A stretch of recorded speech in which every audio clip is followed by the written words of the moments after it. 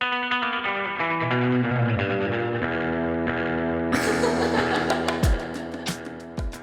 to Lost on Ice, the show about the show 20 years later. Today, we're talking about Season 3, Episodes 9 and 10.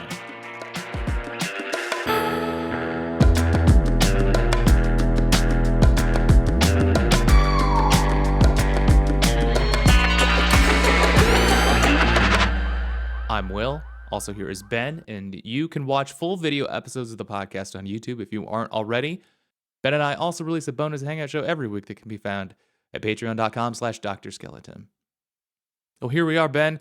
I think I saw this on the Wikipedia article. It seems like we hit the episode that is considered to be the low point in the series. That I've been saying would be the next episode for about 3 months now. But yes, Right. we did. And I was excited to talk about this one, and then I watched it and I was like, nah, it kind of sucks.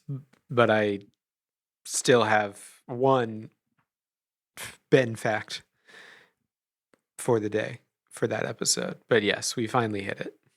Are we saving the Ben fact, or do you want to Let's start get the it. show with the showstopper? We can get into it, and then I'll reveal it. Okay, The you'll same way, reveal the Ben fact. I've delayed it for months at a time now, so I might as well keep delaying it for another 5 to 10 minutes. Yeah. I guess I say that I had to read it on Wikipedia that this was the worst episode in the series, or considered to be that, because it didn't strike me as, like, I don't know, That head and bad? shoulders worse than Other stuff. than we've seen. other things in the series. I think I've been more frustrated with the show in season 2. I'm interested in why this was chosen as the worst one. I mean, I guess it's one of those, like, okay, we all agree that's the worst one, right? Why do you all think that? Because, like, I look at that episode and I was like, okay, there's some, like, crazy. We're talking about Stranger in Strangeland, episode 9 of this season. That's the one that's supposed to be the worst one. Yeah. And yeah, it's like Jack's backstory in Thailand, and like there's some Jack's some, like, Jack's tats. What do they mean? yeah, but and apparently that's the part that people are like, like, who cares about what his tattoos say? Okay, we're gonna get a backstory about his tattoos. That's crazy. Like, yeah. I'm watching it though. Guys and I'm would like, want that though. I don't think it's that obvious. If you're a writer, you got to be a little pissed off. You're like, I don't think it was that obvious that you guys didn't want this. You guys are a bunch of freaks. Yeah, to me there were maybe some more, like, odious things that Jack was doing, like, in that episode, that made it seem like he was being a real white devil in Thailand, I think. Yeah. That I don't think that's what people are upset about, though. No, they're not. They're just like, Yeah. this shit's boring. Move it along. We need some Yeah. Lost stuff. It's like, again, guys, there's not really anything less lost about this episode than lots of other episodes. Like, especially this season is, we talked about it last week, but I think season 3 is just a different kind of story than season 2. Season 2 was like all the mystery stuff, and so, like, the really slow parts of season 2, the season 2 mystery of the island and the bunker and all that stuff. Like, if there was an episode that wasn't getting into any of that, that's where I got worked up and angry at the show. As a fan, I was like, I want to see more about the mystery.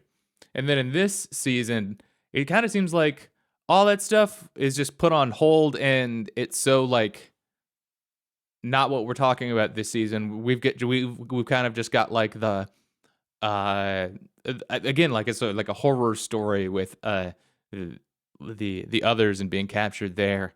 And so, like, I don't know why. Maybe this was just like the straw that broke the camel's back in some ways. Like, okay, are we really never going to get around to it? There was a mid-season break, right?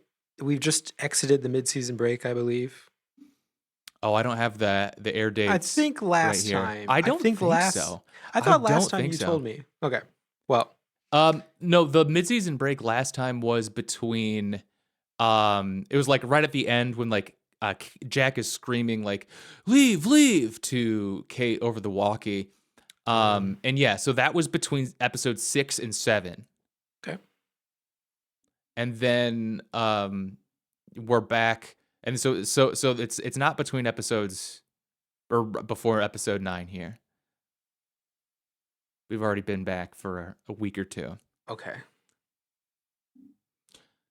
But yeah, let's just get into it. Episode 9 of season 3, Stranger in a Strange Land. This aired February 21st, 2007. Is directed by Paris Barkley and written by Elizabeth Sarnoff and Christina M. Kim. And I got to say too, like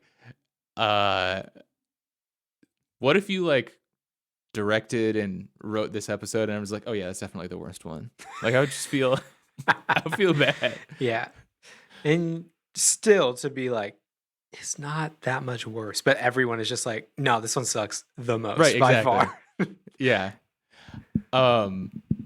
Like, yeah, this is widely considered amongst Lost fans as the worst episode of the series, and Damon Lindelof agrees. He like is saying it. Yeah, this person sucks. Yeah, get him out of here. Yeah. Okay. So we get flashbacks as we kind of said earlier. This is about Jack's time in Thailand. In flashbacks, Jack is in Phuket. Is that the way to say it? Yeah. Phuket. Phuket? Phuket. Okay. It's not an F sound, even though it's got a PH. Right. Phuket. Yeah, I think so. I I would say as the resident Thai speaker on the podcast. I don't know, you're always going over there on your little trips. I'm not. Don't project. Where he meets a local woman named Achara. The two soon enter into a relationship. Okay, Ben fact. The name of the act. I have been wanting to talk about whatever her name is on this show. I can't remember. Akara, whatever. Bai Ling, who is my favorite, basically, like, to most people, to like an American viewer, pretty much everybody, no name cameo. But Bai Ling, I think of as one of the funniest people to ever show up in just about any movie. No disrespect to her at all with this, but she has got to be like one of the top, like, for me, kind of like sleazeball actresses. She's just in a lot of goofy ass movies. She's in like Southland Tales. She was in like what's the Star like she's Wars in movie Crank. that everybody hates? Yeah, I was gonna say Crank. Crank's probably like the biggest one. Okay. What's the Star Wars movie that everybody hates? the Sith Like one? recently? No, old one. Revenge of the Sith. Is that the That one one's the everybody good hates? one. But Attack of the Okay. Clones? Maybe, I don't know. She's in one of those crappy Star Wars movies that from the three. Oh, that she's in everybody Revenge of the hates. Sith. Revenge Who of is the she Sith. in There we go. that? Some, who's anybody in that? There's some background goofy person. She's probably like Listen, that's Mark- a good movie, okay? Mark Lar 5000 or whatever, Okay. But my favorite movie that she's in, that I know you haven't seen. Why would you have? But this is like the epitome of her. If you haven't seen this and you want to take a break from Lost and you want to see a really sleazy movie, she's in a very famous Cat 3 Hong Kong movie. Cat 3 is sort of like their X or their NC-17, I would say, in Hong Kong. She's in this famous movie called Dumplings. And it's also in like an anthology movie. It's a Fruit Chan movie. It is a sick movie in both senses of the term. Okay. She is a chef slash abortionist. Yeah, I'm And, seeing the movie is the called summary Dumplings. here. The infamous Aunt May, Bai Ling, a former gynecologist who performed abortions, makes dumplings with miraculous youth restoring abilities. Yes.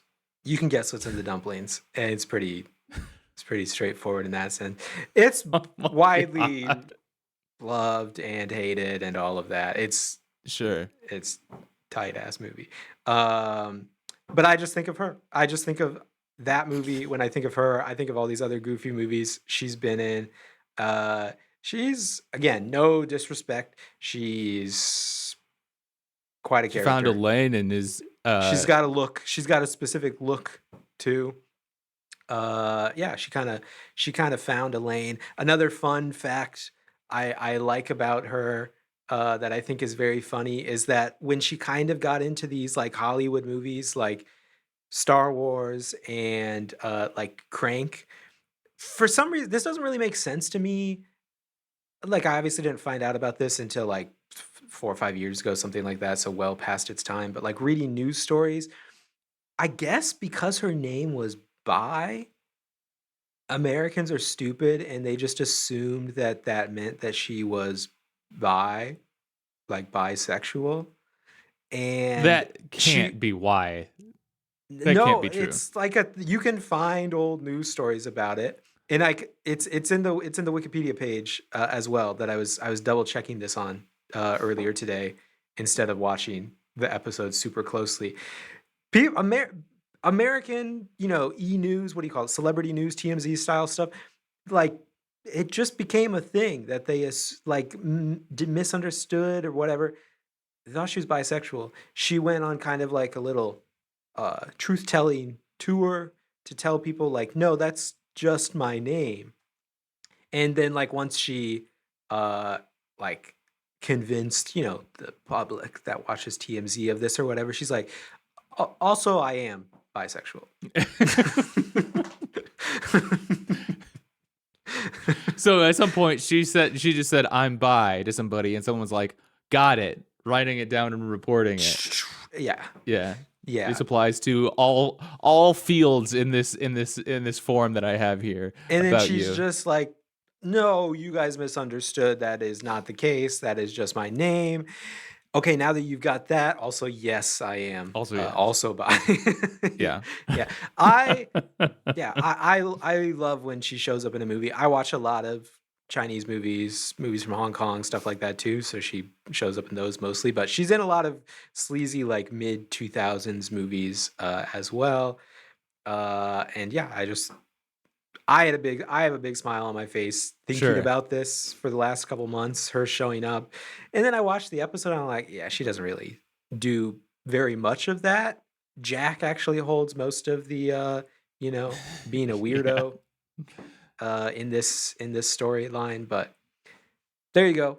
Bai, I've been wanting to talk about her for a while, but I feel like she's in that is Thailand. a She's not Thai, to be clear. She's not from Hong Kong. She's from China, but you know, doesn't matter in yeah, lost I guess land.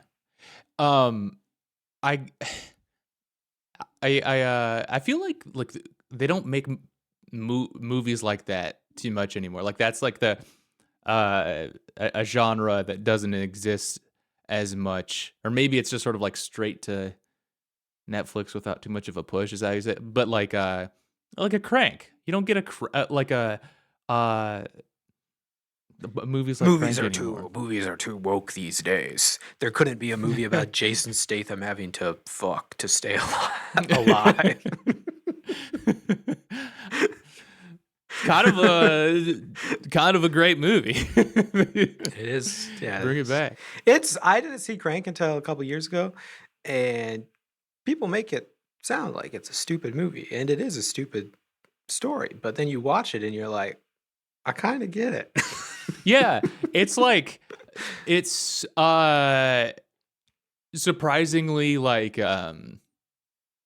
inventive is maybe is I don't know what the right Yeah. word is. Like it's like uses all sorts of different cameras to film it. Like it's switching through mediums and all the time. Like it's a I don't know, just kind of a You'd think you see that movie and you think somebody must have thought of this before. I wish I would have thought of this before. And then you realize, no, nobody's ever considered what if Jason Statham had to like stick, it's like Speed but a guy. yeah, yeah. Yeah. Like literally get electricity going through him, get his heart Yeah. rate going, Yeah. Because Okay. Anyway. the first one is he has to keep his adrenaline up, and the second one is he has to keep his heart rate up. I Yeah. think. Who cares? Whatever. Yeah. He's just getting Like it the on. first movie ends with him literally like falling out of a helicopter, like 500 feet, and like hitting, like just splattering on the ground. And the second movie starts up with someone like peeling him off the pavement, and like all right, he's good. Yeah. It's so crazy. Yeah. Um. Okay. Back in Anyways, Thailand. yeah, we're back in Thailand. So after Jack finds out that Achara works in a tattoo parlor and claims to be able to see who people really are, he demands that she give him a tattoo. Achara is hesitant to give him a tattoo, but she does so anyway and tells him there will be consequences. The next morning, he's beaten up by her brother and the other locals and told to leave. So, yeah, he also he follows her around like to figure that out. He's kind of this. It's I was trying to like place in Jack's like chronology.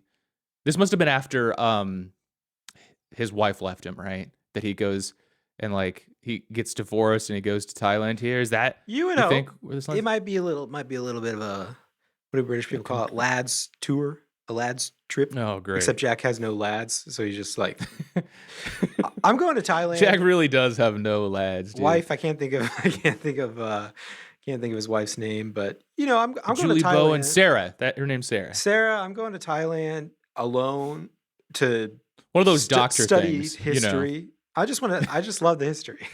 Yeah.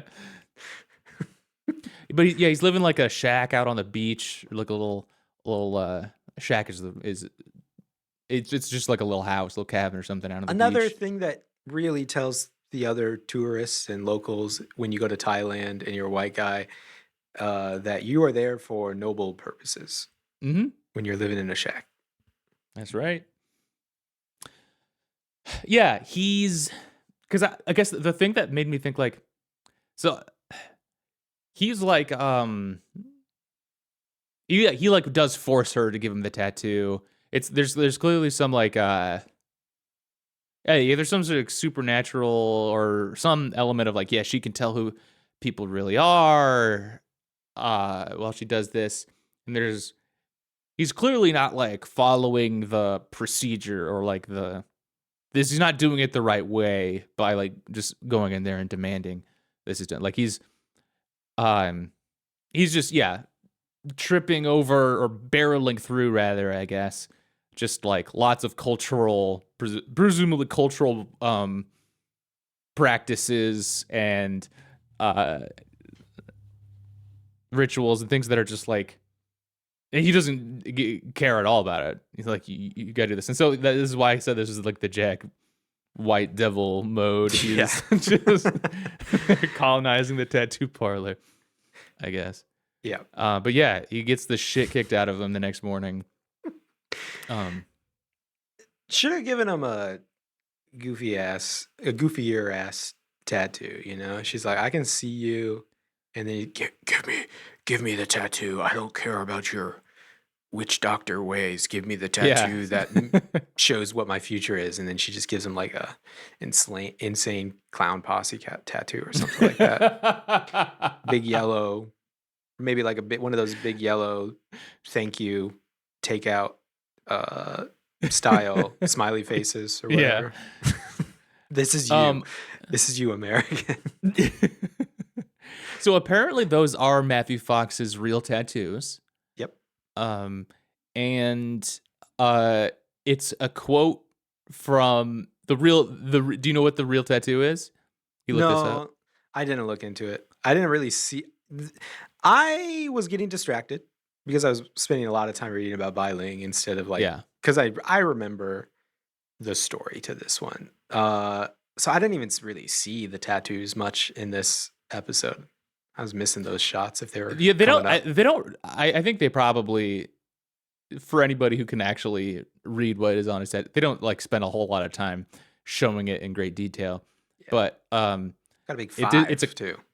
It's a quote. Yeah, he's got the number 5. But the It's a quote that he's got on his arm. Do you remember who the quote is from? Or do you want to take a guess at who, like the real life Matthew Fox tattoo quote? No, wait, is this the Chinese one? Why Yeah. the hell is why is she getting a Chinese tattoo in Thailand? But no, I mean you can guess it's from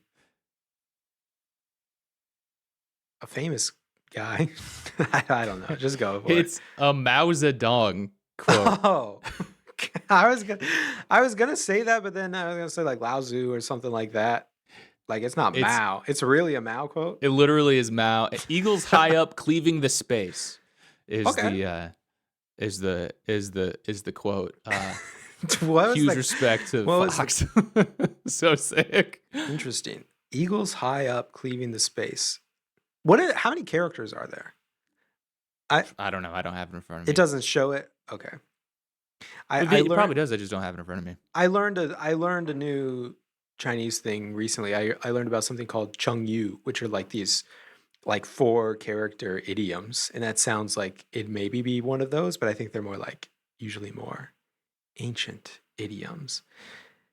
That could be if it's not like an idiom, that kind of just sounds like, which it probably is, but it would be much better if that was just like a pull quote from Mao in like a day-to-day situation Yeah. where like, oh, he had the pest the pest guy come by, and the guy's like, so Mao, what's the problem? And he's just like pointing up at a barn. He's like, eagles high up, chewing They're the cleaving my space. Can cleaving you my do something with space. it? Yeah. Jack over here. Yeah. Very wise. Damn. Damn. This actually hits. Yeah. Yeah. Yeah, Jack looks up and it's like, oh, he's the exterminator. Yeah. Okay.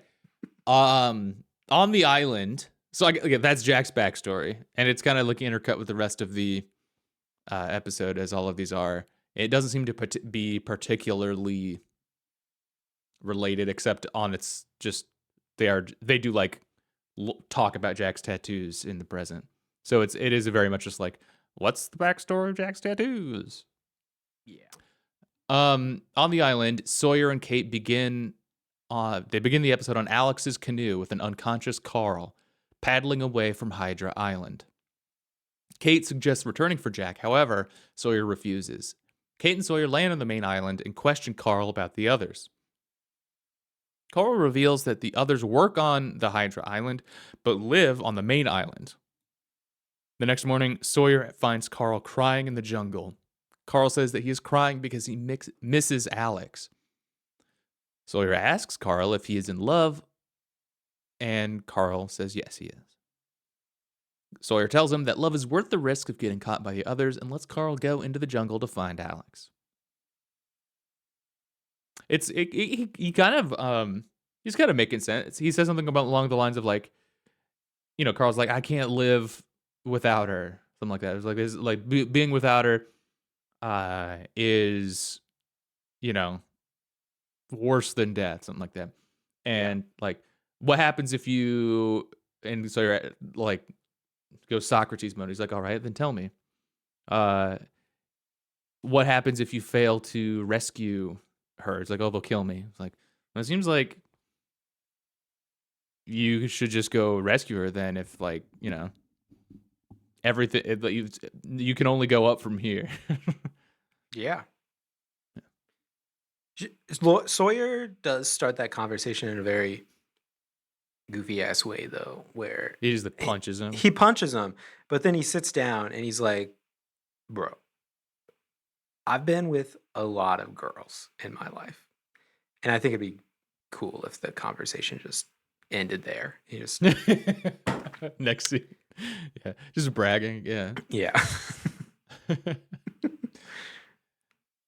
Jack is put into the bear cage and notices a handcuffed Julia is being led to his old prison. She visits him later and asks Jack to treat Ben's back, which has become infected following the surgery, but Jack refuses. She also explains that she is in trouble with the others for killing Pickett. Later, Isabel, new other just dropped, Isabel, the other's sheriff, arrives at the cage and discusses Jack's tattoo with him as she can read the Chinese. Isabel brings him to a room where Juliet is being held and asks him whether Juliet told him to kill Ben or not. Jack lies and says she did not and is brought back to his cage. Once back, he is visited by Cindy Chandler and the previously kidnapped members of the tail section. Yeah, we see the little kids. The kids. Cindy, she was the flight attendant, I believe, right? Yeah. Why And the like, hell they say the numbers again? 14, 15A or something like that, right? One of them says it to yeah, the other one. Dog, it's been 3 months. Do not be you can't saying be the numbers. remembering your Don't seat. remember Yeah. the numbers. Your Just seat. be like, Yeah. Jack? Or like, you're the dude from the plane? That's all. Do not be saying numbers to me if I'm ever in a lost style That's true, because situation. they didn't have any time on the island together, right? Because she was part of the tail section, and yeah. So maybe she's just like she was just born to be a flight attendant and just like memorizes everybody's face and names and like seat numbers for the rest of her life. Every passenger that she's ever had. She's like 14A every person. That's great. But yeah, the little girl asks, like through Cindy, like, I want to know what happened to Anna Lucia. And they're all like there to watch something. And Jack freaks out. He's like, well, if you're here to watch something, Cindy, you want to go fucking watch it. And they go somewhere else. And apparently, so they're going to sorry, yeah, here we go. Cindy starts to ask Jack questions, saying that they are here to watch, but he angrily sends her away. Alex visits Jack later and tells him that the others are planning to execute Juliet. Alex helps him escape from his cage, and they go to Ben Linus, who writes a note sparing Juliet in return for Jack's continuing to be Ben's doctor. The two then go to the trial that the others are holding for Juliet, and Alex gives Isabel Ben's note, which says Juliet is not to be executed but is asked to be marked instead, with a branded symbol at the base of her spine. When Juliet later asks Jack why he helped her, he replies that it's because Ben said he'd let both of them off the island, and he wants to make that happen by working together. He also says to Alex earlier, why did you help Jack, or why did you help Ben? And he said, because I said I would. He has just this sort of you gotta just do what you say you're gonna do attitude about stuff. Keep your word. At the end of the episode, Jack and the others travel back to the main island on a boat. Just before leaving, Isabel translates Jack's tattoo. He walks amongst us, but he is not one of us, is the translation. Interesting. Jack replies, that's what they say, that's not what they mean. So hopefully we get another episode. Tight. Another one where we go even further on the tats. Honestly, wasted situation to just be like, yo, your tattoos don't mean shit. Your tattoo says thank you, come again, whatever. Yeah. Something like that. Yeah. They're both like Isabel and Jack talking to each other in like both of those situations. They're kind of like mean mugging, but like they're also speaking very vaguely, like they don't want to give, like they're pretty sure the other person doesn't speak or like read Chinese, but also they don't, and they're just trying to make the other one feel bad. Like, I know what it means. Do you know what it means? And like, I do, but I'm not sure that you know. Yeah. That's what they say, but it doesn't. Wait, what's he say? That's what they say, but they don't That's mean what they it? say, but that's not what they mean. Feel like you could say that about most things. Yeah. And with a skeptical face, people are like, damn. He knows what he's got something that I don't know. He really knows what he's talking about. He He's got knows some something really that I good don't know. tattoos. Yeah. He's actually cool. Yeah, I gotta say, this episode is I guess spoiler for the rest of the podcast here today. This is more interesting to me than the other episode we watched today. This is not the worst of this series. I've been more frustrated with episodes in season 2, like the whole Ana Lucia stuff. I've been Yeah. angry at the show. This episode actually gives me, like, I don't know, something to, I don't know, think about. Like, it's not like it's not great. He's like, yeah, menacing his girlfriend on vacation, and I don't know. It's plenty of stupid stuff in here, but I'm not gonna give it a 1. I'm gonna give it a 2 out of 5. Um, yeah, Yeah, yeah, that's probably two for me. it's not bottom of the barrel. I do want to read what Damon Lindelof said in this interview, and this is really hard to do, like, prep for the show and not spoil myself on stuff, but I think I mostly got out of this unscathed. Here's Yeah, an I interview. hated that. I'm Damon Lindelof, and I hear what the fans say, and I also hated that episode. And if it was up to me, we would have never released it. And it was totally that one person who wrote the episode. It was all her fault, and she convinced the executives. And don't hold it against me. Yeah, it's actually all her fault. Yep. Seems to be an episode or an interview he gave in 2009. So this is towards the end of Lost, but it was still ongoing. But I think that, like, things had mostly we're well beyond season 3 at this point. Here's the quote from him. What's interesting is it's almost a time travel conundrum, which is, if I could go back in time and be more convincing about saying, I will write this pilot, but we need to be 6 years and out, and therefore those episodes don't get written, would I do it? The answer is no. The journey is the journey. But more importantly, if Stranger in a Strange Land, which universally is considered the worst episode we ever produced, had that not been produced, would we not have been, or we would not have been able to convince the network that this is the future of the show? How Jack got us tattoos. Everything we've been saying for 2 years about what's to come is now all here on the screen. You argue that an hour of Matthew Fox and emotionally based conflicts, it doesn't matter what the flashback story is, it'll be fine. But now we're doing this 9th flashback story, you just don't care. We can't go back and apologize for the creative mistakes that we made because we had to make them. If that episode hadn't been made, we weren't able to get the notes call that said, we don't like this episode. And where we could then say, we don't like it either, but it's the best we can do if we're not moving the story forward. And now we're at a point, guys, where we can't move the story forward. And they asked, well, what would you do if we allowed you to, what would you do if we allowed you an end date? And we said, give us an end date and we'll tell you what we'll do. The conversations then reached a new pitch. Everything has to happen the way it happened. Nice. So I guess this, like, bottom, this low point is the thing that, like, prompted them to, like, set an end date and speed through things. Not speed through, but like, okay, we can actually move this along a bit. Yeah.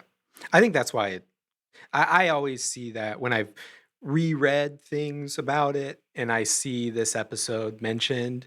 I mean, it does get mentioned a lot because people call out exactly what you just said, which is that it's how they all kind of convince the network to let them set an end date and move the story towards that. But yes, as you said, and now I just can't stop thinking about it. Very funny to just be, like, monologuing on that kind of stuff as, like, the writer of this episode is up on the cross, and you're just like, Yeah.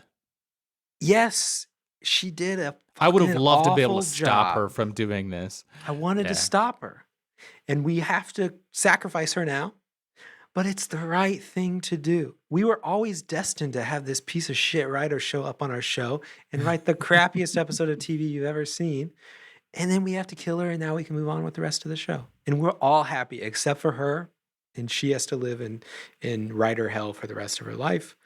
But it was the right thing for the rest of us. Yeah, we've seen Elizabeth Sarnoff and Christina M. Kim's name the writers of this episode in a number of previous episodes. I think this is Paris Barkley's first episode on Lost. He is just kind of I don't know, among the busiest single camera television directors. He just seems to be somebody that, He's bring busy. in, like, hey, yeah, you Hey, can we need direct this a episode of TV. sacrificial lamb. He's responsible. What the heck? He's responsible for every worst TV episode. No, to be He's clear, a fixer. He's a bit of a fixer, just an unorthodox one. I mean, we're joking around and all that. I'm so curious. I would love to talk to somebody who's like been in the industry or like can speak to more of how this goes, but yeah, it really can't be like the fault of any like the hired gun they brought in to direct this one episode, right? Like it's just like when you're a showrunner, and I don't think that Damon Lindelof is actually doing any like blaming anybody. It's just sort of like, I mean, I can totally kind of relate to that. Like if you're not letting us move the story along and we have to make an episode of TV, like there's gonna be an episode of TV where the story doesn't move along, man. Sure. And so like it's gonna we're gonna do the best we can with this. But yeah, it's not going to be that great. Yeah. All right. Anyway, this episode of Lost on Ice is brought to you by us.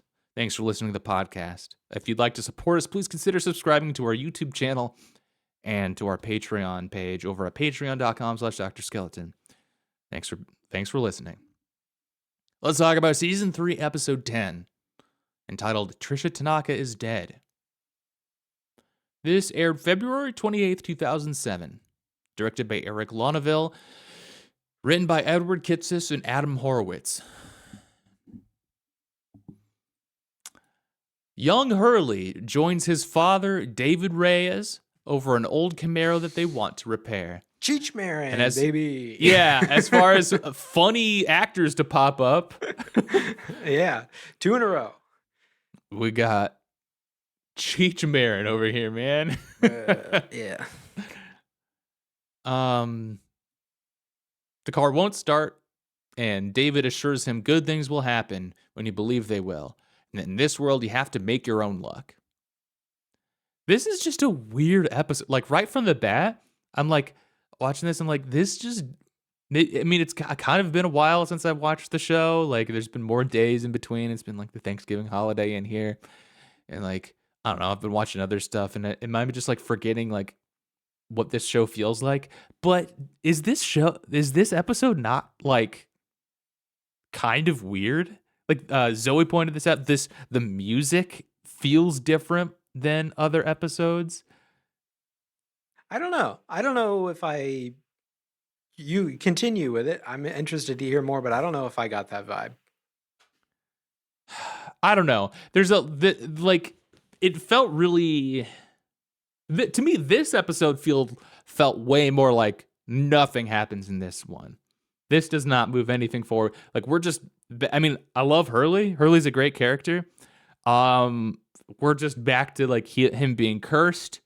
I guess it's kind of funny that, like, the chicken shop blew up, like, right in front of him, killing the news anchor inside. Like, all right. And it's kind of funny to see Cheech Marin. Yeah. But, like, what? We get the Dharma Initiative beer, I guess. I don't know. Get the beer. I don't know. Maybe the beer is big. That's a big one. Well, they've secured another item, which is a car at the end. I guess yeah, maybe that'll be a big deal. Who cares? Right. I don't know. Right now, it seems like nothing.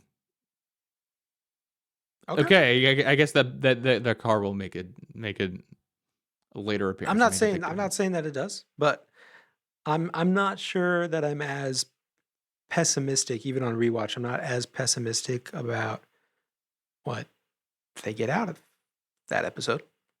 Okay. Well, while leaving for Las Vegas, David gives Hurley a chocolate bar and promises to return soon. Okay, this is what the Wikipedia article says. Notably, young Hurley is not overweight at all in this scene, and he comments that his mother doesn't approve of him eating sweets, implying that this was the event that caused Hurley to become overweight. Nice. Yeah, I mean... I do like that about, like, Lost and watching TV shows where, yeah, sometimes you can't just leave it to subtext. You have to maybe not elevated to the level of text, but dumbass subtext, If we're hand him a candy bar. I sure don't like eating sweets. I'm also, my friends consider me skinny for my age, by the way. Well, wouldn't it suck if I abandoned you as your father and left you with this memory? Yeah.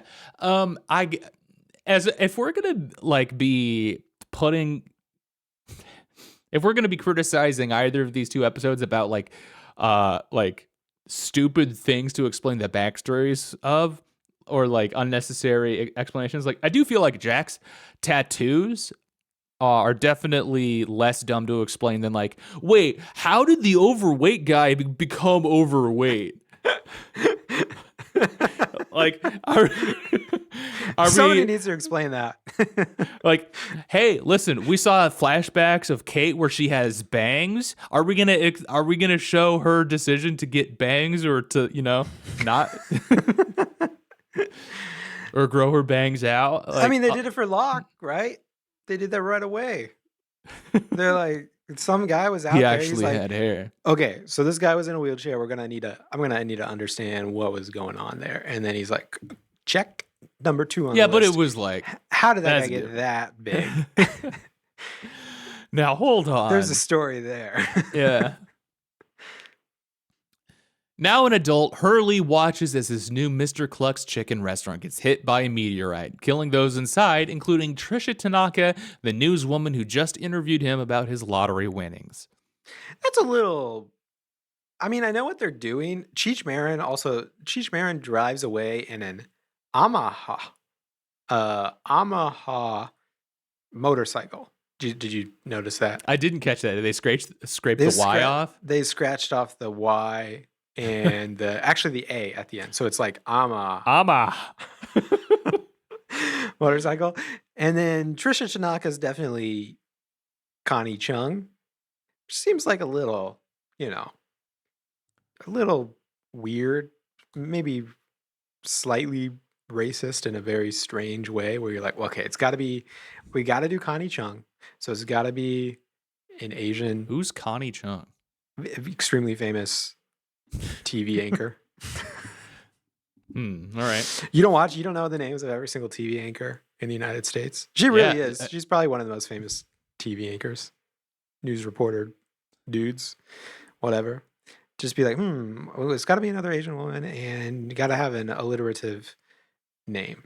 Just seemed weird to me. News. I don't really know what I'm going for there, but seemed a little strange. We're gonna blow her up. I see what you're doing there. Yeah, was she like weird? Was she like a super conservative or super liberal? Like, was she somebody that? Is there a reason why someone might have wanted to blow her up, or say that she was actually just like a small time local market reporter or something? I don't think so.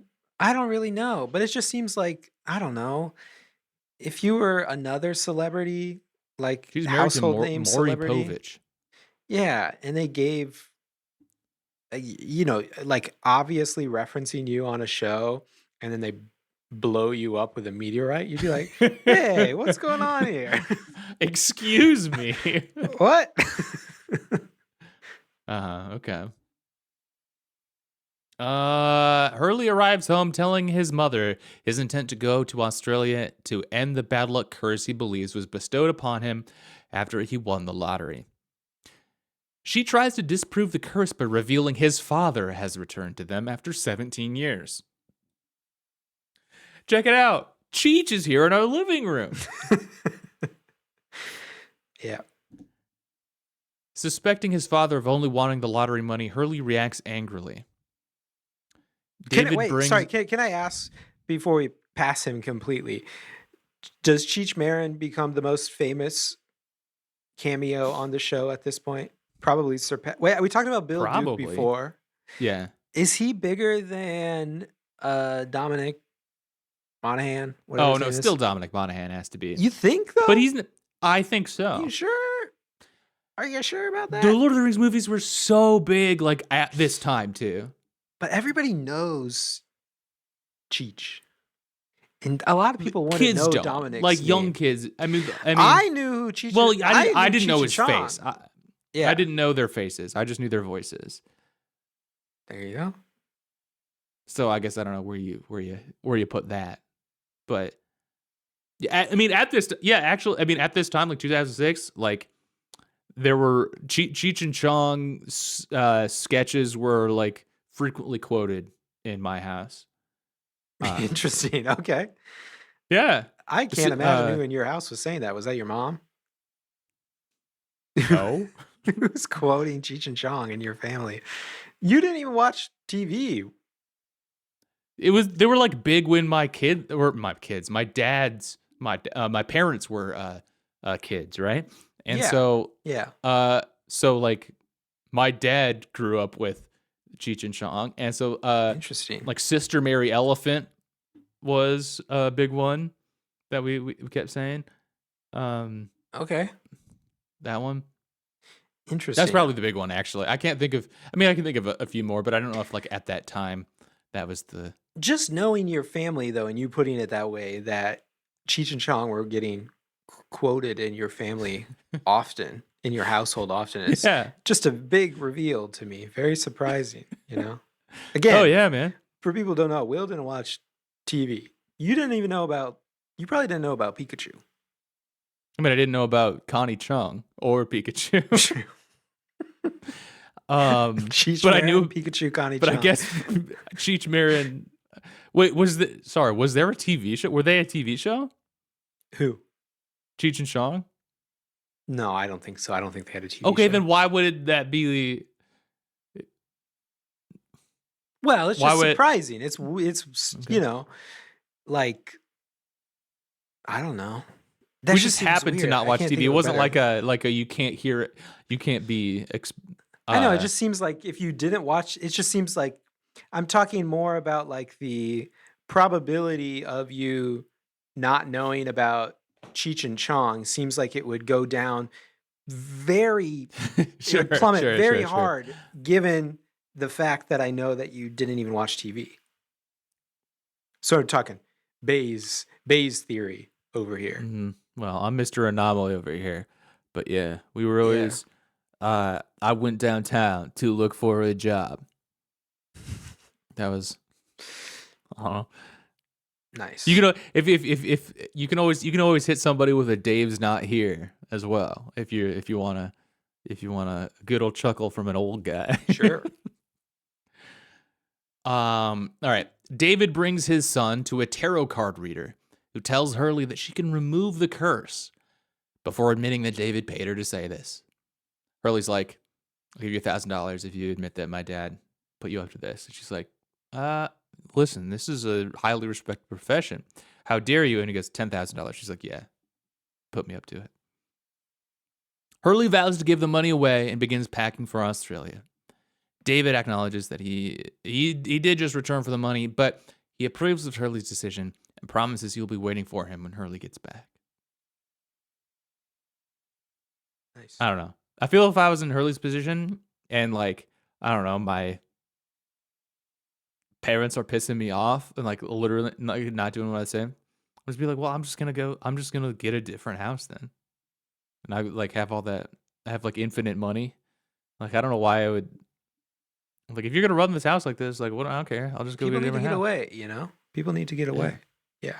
He's like wearing like noise canceling headphones because his estranged parents are banging in the other room. Like, yeah. Which gotta say, like, you know that they were doing that before because you're around, my dude. You know, it's. I feel like my parents not divorced, so I don't know for sure, but I feel like I'd be more weirded out by the idea of like a stepdad situation, you know, versus if my estranged you blow up dad, the house. If my estranged dad came back, I'd be like, maybe I'd be mad, but I'm not thinking about my dad and my mom in that way. I mean, they say that though. Like, they're pretty clear about it, and they're like I have needs, and she's just like, your mother's very passionate. That's true. Yeah, I guess that's true. Yeah. That changes it. I'd be like, right. Shut the But it's like, bro, like, you're a millionaire. Just go, like, it's on you if you like sleep. Yeah, if you're if you're just hanging out in that room. Collect on the insurance on that thing, you know? Yeah.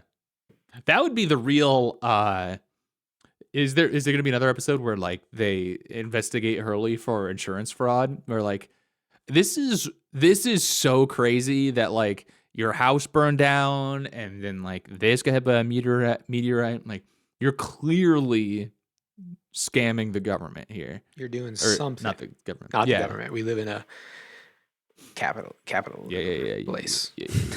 as they call it. A capital place. Yeah. On the island, Hurley sorrowfully speaks to Libby's grave about what happened to Jack Shepherd, Kate Austen, and James Sawyer Ford after they were taken by the others. Wikipedia likes to put their whole names in there, so usually I'm good at JSF. omitting them.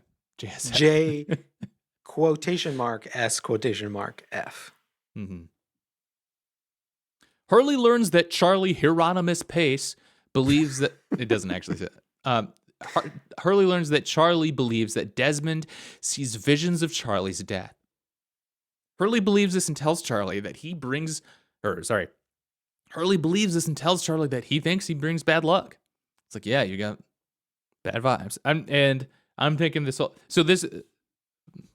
whole episode, I'm like, all right, you promised that Charlie was gonna die. Let's go. Let's pay that off real quick. Let's do this right away. Yeah. Vincent the dog shows up, huge, which was huge in our living room. Both dogs were locked in on the TV screen. I'm standing and clapping. Always good to see Vincent the dog, played by Madison, the yellow lab. She's a very good dog. Vincent the dog shows up with a mummified human arm, leading Hurley to a Volkswagen camper van on its side underneath the foliage. It's a VW bus.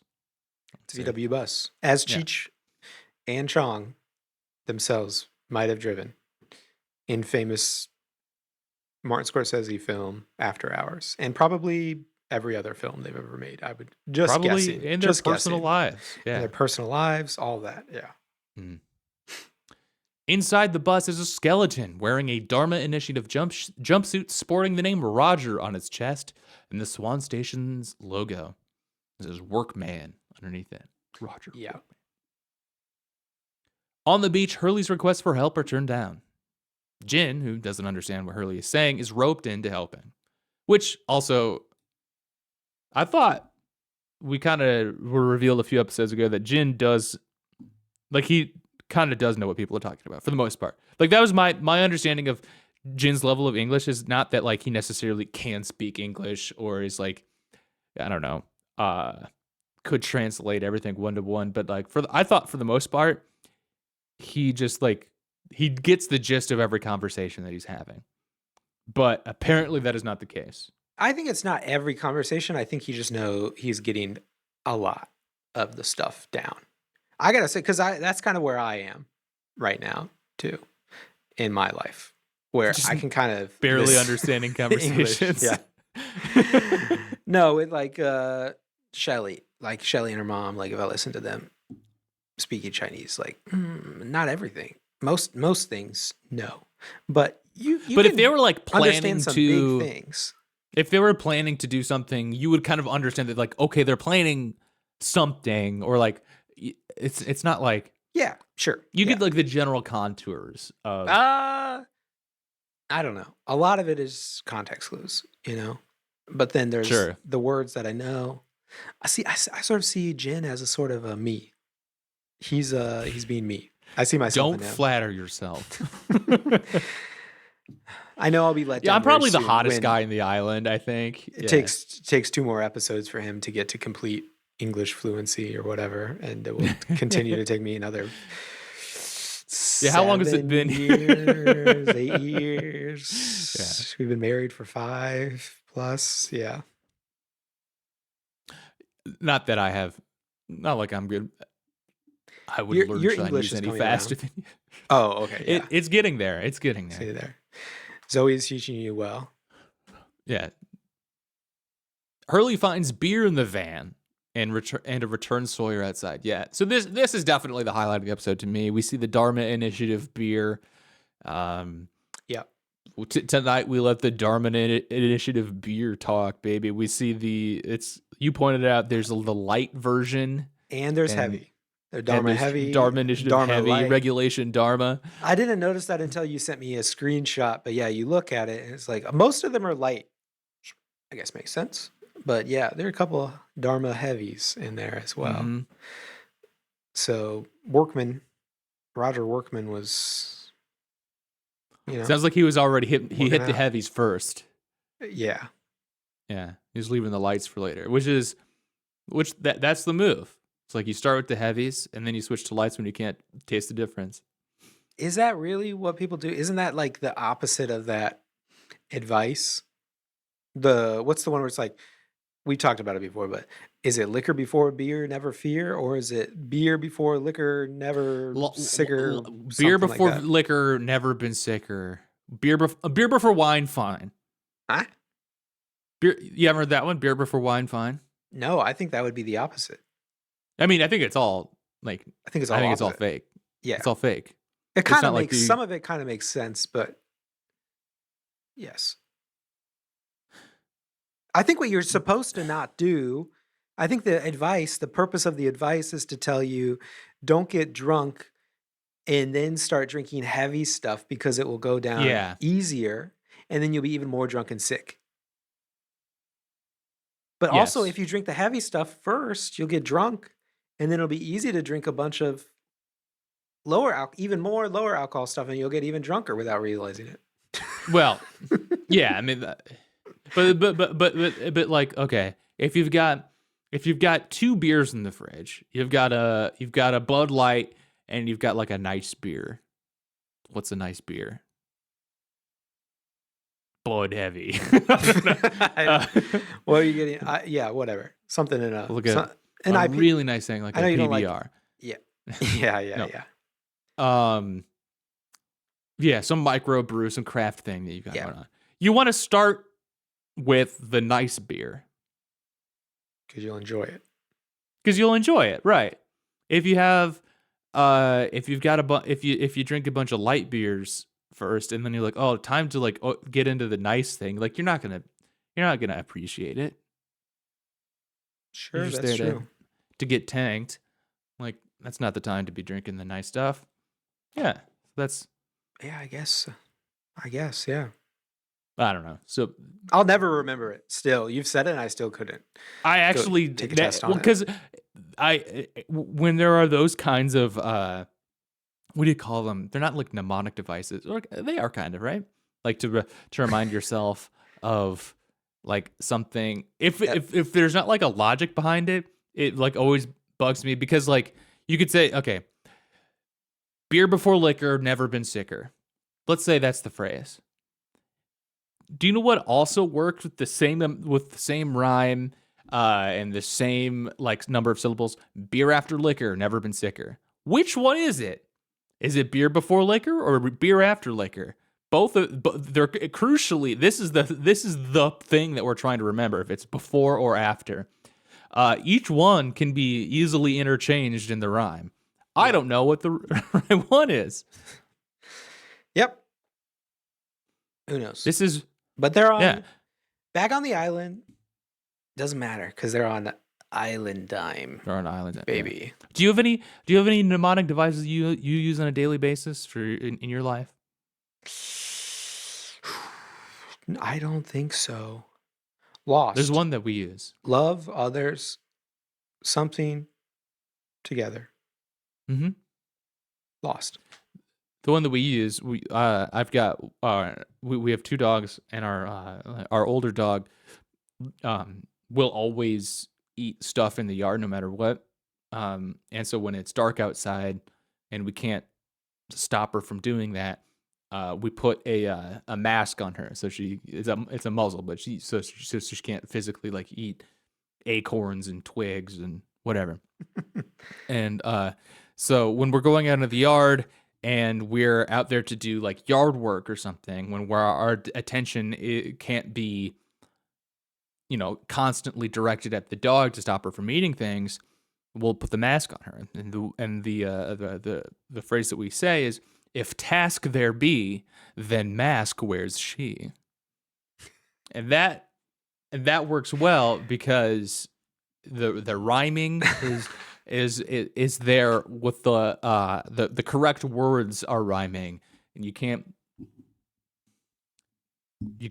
screw that up. If task there be, then mask wears she. Oh, okay, I see. What about this? What about dog? Don't outside go. Well, she has to outside go. Well, but not if it's at night with sticks. If there's She a has dog, to still go outside at night.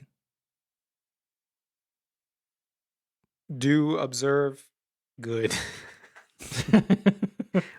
If there's a dog outside, do observe goodly. Mm-hmm. That's all right. Okay. Hurley learns from Sawyer that he and Kate escaped, but Jack is still a prisoner. Hurley is very optimistic about the future and volunteers Sawyer to help him fix the van. Meanwhile, Desmond refuses to tell Charlie when he will die. Yeah. Fuck you, Charlie. Yeah, get fucked, dude. Like, just could be now for all I care. Hey, what are you guys doing over there? I'm just refusing to tell him when he's gonna die. Right on, man. Hopefully soon. Nice. Kate informs Saeed of all she knows about the others and then leaves, saying she's gonna go get help to rescue Jack, but she won't say from whom. Every time we see Saeed, it feels like he's always like on a mission, but we don't really see anything that's going on. He's just like He is really on a mission walking across the sand. Yeah.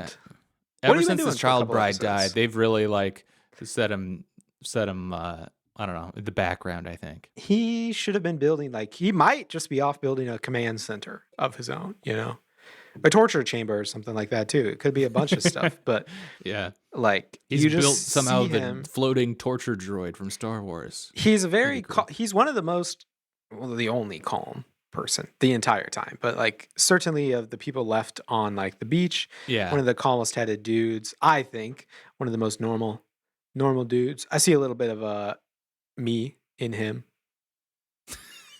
Once again, the once other again, hottest looking- guy in that. the other yeah. hottest guy on the island, very calm and collected.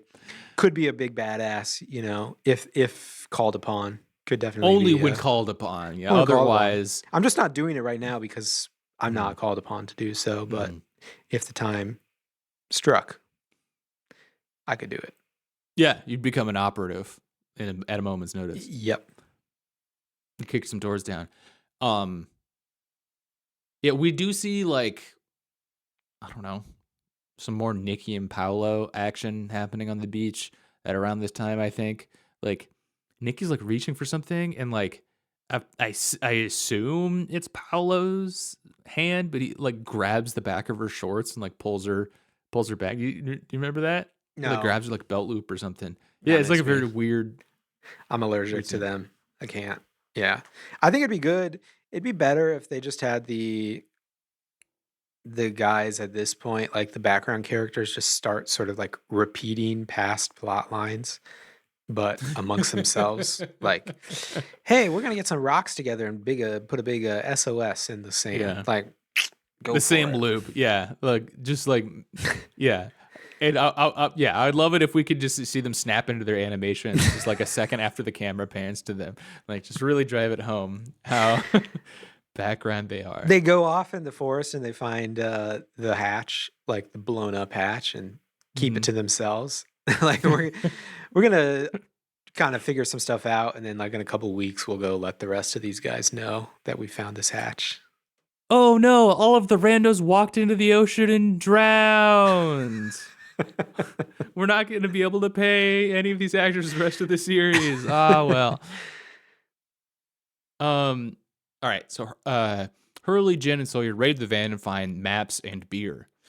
Meanwhile, Hurley tells Charlie to stop moping and help him start the car, saying that he might die doing it, but they should make their own luck, face death, and possibly win. Which is kind of the same advice that Sawyer gives Carl in the previous episode, I guess. Sure. Hurley eventually convinces the others to push the van to a slope in order to get it started.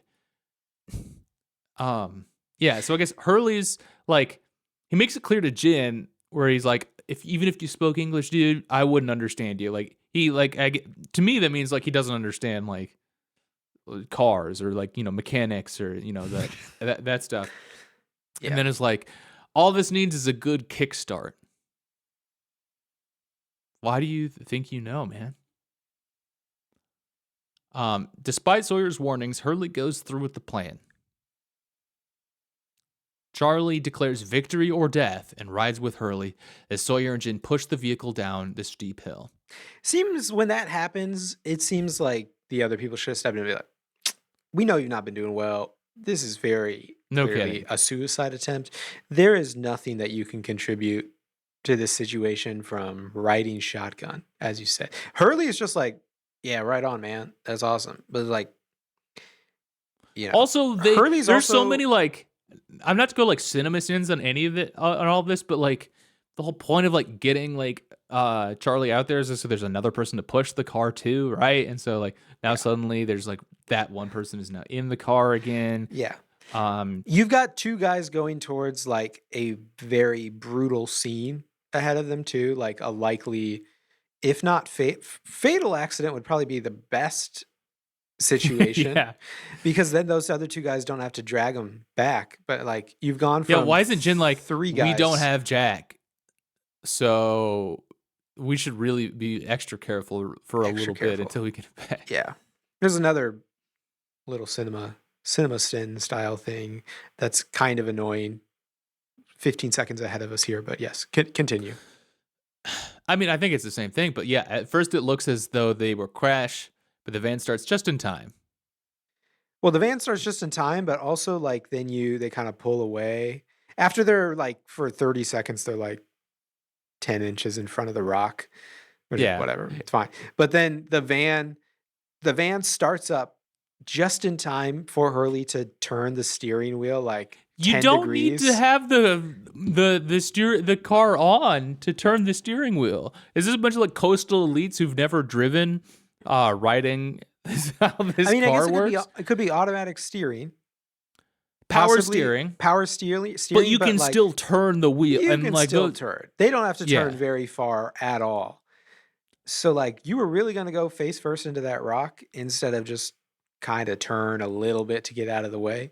I assume you can still use the brakes U-turn when the car's off. Yeah. You don't there's nothing about we don't need more momentum in this, which is the only thing that an engine would provide, which is the only thing that changes when it turns on. Crazy. Yeah. Later, the entire group enjoys a ride. Yeah, that is true. They're just driving in circles. Yeah, a rare Sawyer, like genuine smile, not a little nasty. Oh, I came up with a good zinger, or I tricked. I said something Jack racist. or something. Yeah. Yeah, he's like having a good time. Jin's beaming out there too. Hey, Jin beam. I should make a liquor, but I won't drink it after beer. Hurley is later left with the van and continues driving. Jin gives Sun a flower. Charlie talks with Claire, and Sawyer brings some beer for Kate, but finds that she isn't around. Yeah. Meanwhile, Kate meets up with John Locke and Saeed on her way to find Danielle Rousseau, from whom she hopes to get help. Locke reveals that he has a compass reading from Mr. Echo's stick. Kate's recruiting of Rousseau seems to fail until she mentions her suspicions about Alex, who helps Kate escape being Rousseau's daughter. At some point, Sawyer gets back to the island and is like, hey, who took all my porno? Yeah. And other stray observation is that Hurley hired some randos in Bennigan's to be his butlers. That was funny. The trans. Yeah. And he pays them to leave at a certain point so that they won't be affected by the curse. Yeah. But like, he just gives them like a wad of cash, which is like, hey, I'm not going to say in any situation somebody hands me a wad of cash, feels good. initially, but in that situation, like this is much worse than a job, though. You know, I still got to go back out on the job market and find a job. Like maybe max you've got in here is a couple $1,000. Like that's not gonna last me.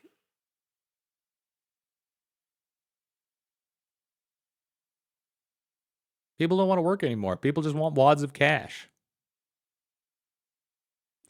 All right. Well, that's it. Well, actually, sorry. I'm going to give this episode, I wrote down 1 out of 5, but we did get the Dharma Initiative beer. And so I'm going to bump it up to a 2 out of 5, but these two were both bad episodes to me. This episode was this is a much bigger waste of time to me than Stranger in a Strange Land. What's your rating? It's a 2 from me, and I feel like I'm giving it. I'm lowballing it a little bit, but it's a 2. Really? Okay. Well, that's going to be it for today's show. If you like the show and want to hear more from Ben and I, consider joining our Patreon, patreon.com/Dr. Skeleton. Every week, Ben and I release a bonus hangout show, and you can find that over there. Write into the show at drskeletonsourschool@gmail.com or comment on YouTube, subscribe over there, all that good stuff. And next week, we'll be watching the next 2 episodes of the show, Season 3, episodes 11 and 12. Enter 77 and Par Avion. Ooh, a little Spanish. Possibly.